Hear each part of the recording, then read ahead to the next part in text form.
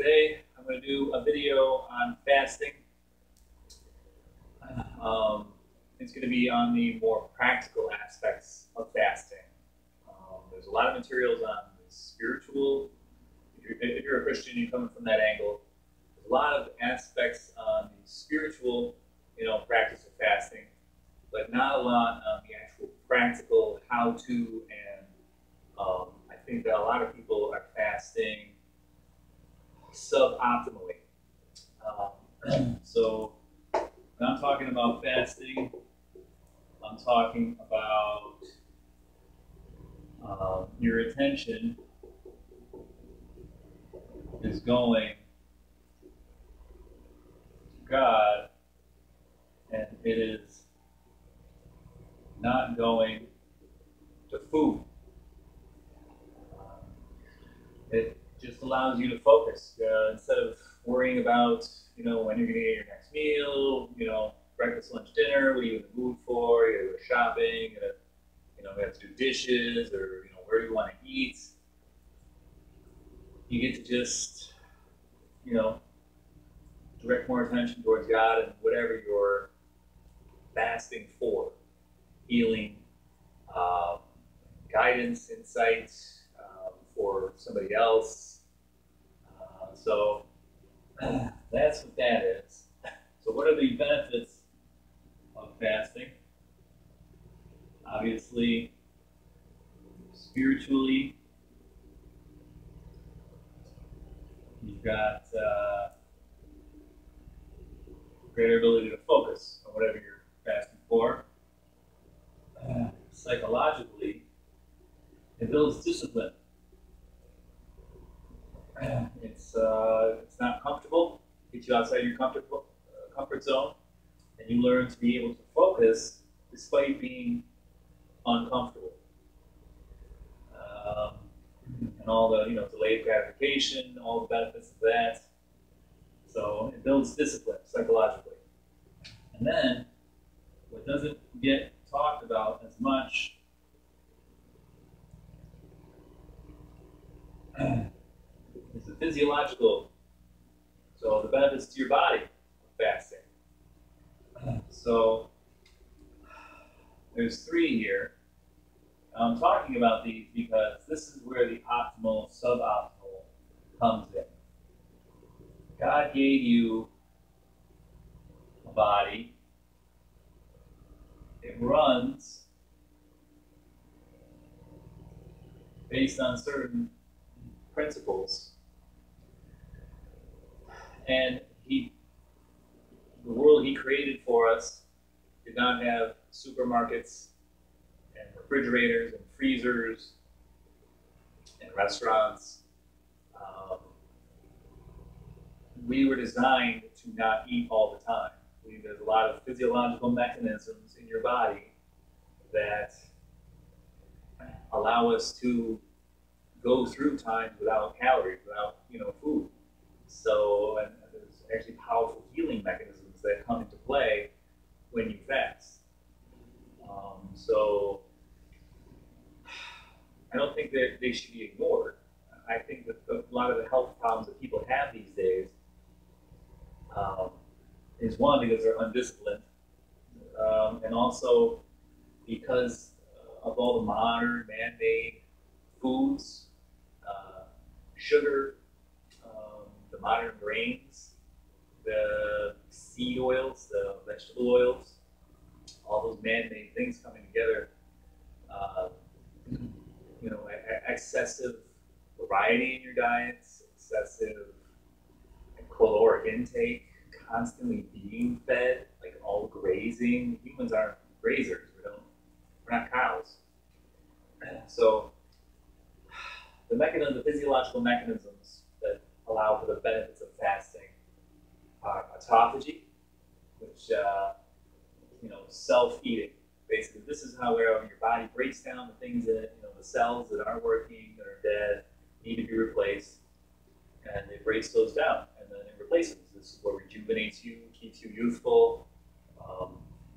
This process is more efficient when you're fasting. when you're fasting, there's hormonal things that slow this down, or when you're eating, there's hormonal things that are going on that slow this down or stagnate it, depending on what you're eating. And your body is multitasking in a way. So, but it's not when just like your attention. If you're worried about food and you're trying to worry about God too, you're multitasking. You're less efficient.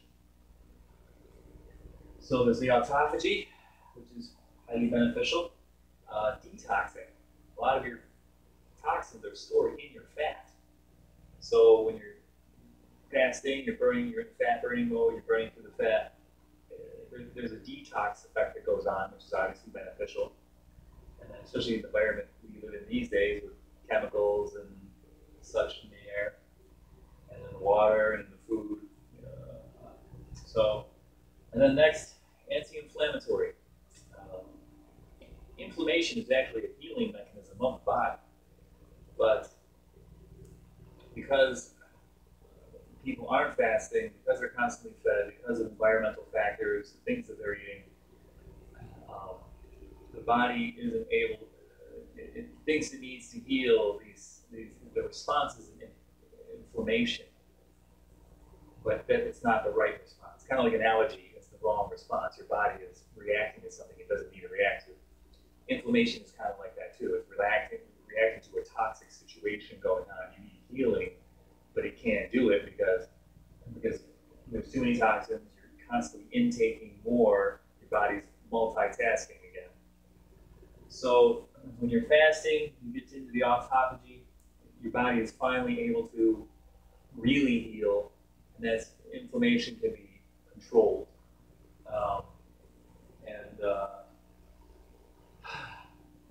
And reduced. A lot of inflammation these days. It leads to a lot of stuff. So, all right, now I'm going to cover the different types of fasting. So, based on your experience level with fasting, what you're trying to do, I recommend, and these are optimal. I feel that these are optimal ways to fast for each level. Juice fasting, which I've seen in a bunch of things, or pure water fast. Juice fasting, you're still intaking sugar and calories. I don't really feel like it's a true fast, and you're still maintaining your sugar addiction, which is probably one of the reasons you're fasting. But to heal from the damage of it. Anyways, yeah. So juice fasting, I don't recommend because you're not really fasting. Water fast just depletes you. You're drinking that pure water, and it's just pulling things out of you. So it's not great.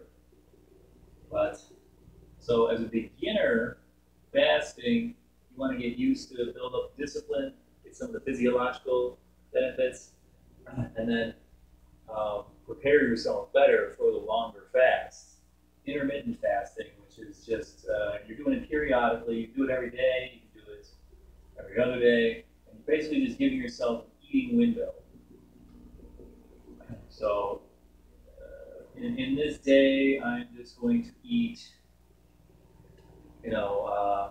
from 12 to 8. That's a kind of a beginner's 16 hours of fasting, 8 hours of eating. It's pretty basic, pretty easy to do. You're basically just skipping breakfast, skipping your morning coffee. That's a place you start. And you can do that every day. There's people that do that every day. I do that every day. That's how people, I think, normally ate. They didn't wake up and cook breakfast and then, oh, it's lunchtime, and now that is a modern eating schedule. So the next, snake juice. So there's a channel on YouTube, Snake Diet, so named because snakes eat one meal and then they fast, or they don't eat again for a while. So this guy, that's kind of his thing. Very focused on the fasting, really pushing the boundaries of figuring out what works with fasting. The snake juice is a homemade electrolyte alkaline solution. So it's basically just salt water with some baking soda in it. And there's people doing 30, 40, 50-day snake juice fasts to lose weight. They're just living off their fat reserve, burning fat. He's not a Christian or anything that I can discern. A lot of swearing, vulgarity, but his material is good. So if you can ignore that, actually, you can learn a lot. But this, if you're trying to do a prolonged fast, better than a juice fast, better than a pure water fast, if you really need to feel like you need to do, and you got some fat reserves, snake juice fast is the route you want to take. And then you can just focus on that. It's easy to make. I'll give the recipe in the next video. And then the last type, once again, optimal, I believe, dry fasting. No food and no water. So I did a 3-day dry fast recently, and it was awesome. A lot of healing, spiritual experience. No food, no water. First 48 hours was fine. The next 24, I was just very tired because I had run through all my electrolytes. I didn't have the energy to do much, but I was fine. Here you can have a lot of very profound healing, very profound spiritual experience because you're not, when your body's doing nothing else besides healing and the autophagy and reducing inflammation, detoxing. But also, you're not focused on too much because you're not able to really do too much. So it's kind of like you just, like that third day, I was just kind of like went for a nice long walk, and I was able to kind of meditate. And, just gives you this closeness. And the next day, even after I refed, I was still in a very kind of spiritual state. Awesome. Out in nature, that's always good. This is very intense. So 3 days is pretty intense. But there's people who've done 5 days, 7 days. You need the fat reserves for that. You need to know what you're doing, so I would suggest ramping up. You can have a very intense experience with that. Spiritual, psychological, and physiological.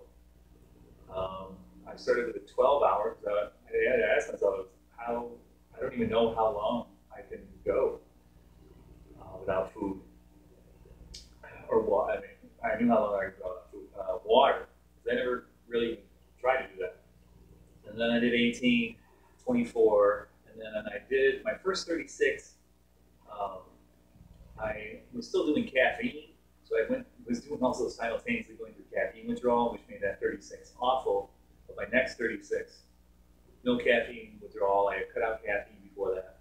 Nice. So I was like, okay, I'm going to try 72 now, 72 hours, and no caffeine, and I was good. I was good, just tired. But peaceful, and when I was done, I felt pure, light, cleaned out. The next day, the next 2-3 days, I was euphoric because just everything's humming along, all pistons firing. So those are the types. Gone over the types and the benefits. This can get you started. My next video, I'm going to do kind of little things to help you out a little bit, and then how to kind of build a daily discipline. So, all right, peace. God bless.